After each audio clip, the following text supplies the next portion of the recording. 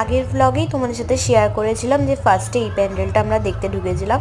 তো এই দেখো আমি একদম প্যান্ডেলের সামনে চলে এসেছি, আর এটা হচ্ছে একদম এন্ট্রি গেট। আর দেখতেই পাচ্ছ প্রচণ্ড পরিমাণে ভিড়। আর ওরা একটা দড়ি সিস্টেম করেছিল, যে হয় না যে কিছুজন আগে ঢুকছে, কিছুজনকে আবার আটকে দিচ্ছে পরে ঢোকার জন্য। আর এই দেখো ওই সময়টা আমরা দাঁড়িয়েছিলাম, তো কিছুজন ঢুকেছিল।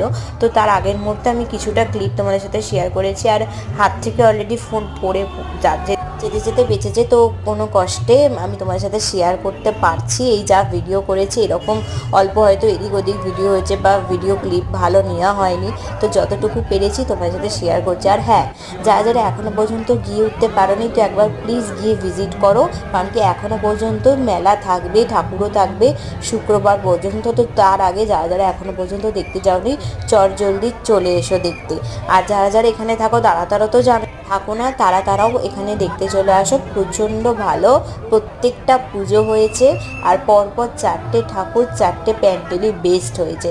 তো তোমরা যারা যারা এখনও পর্যন্ত দেখতে চাও, মনে হচ্ছে যে হ্যাঁ দেখতে যাবে, আর দেখো কি দারুণ দারুণ ভেতরে কারুকার্যগুলো করেছে। এটা হচ্ছে বটগাছ, আর বটগাছে ওই সামনে যে ঠাকুর রেখে আসা হয় সেরকম ব্যাপারটা করেছিল। তো দারুণ, ঠাকুরটাও খুব ভীষণ সুন্দর করেছিল। তো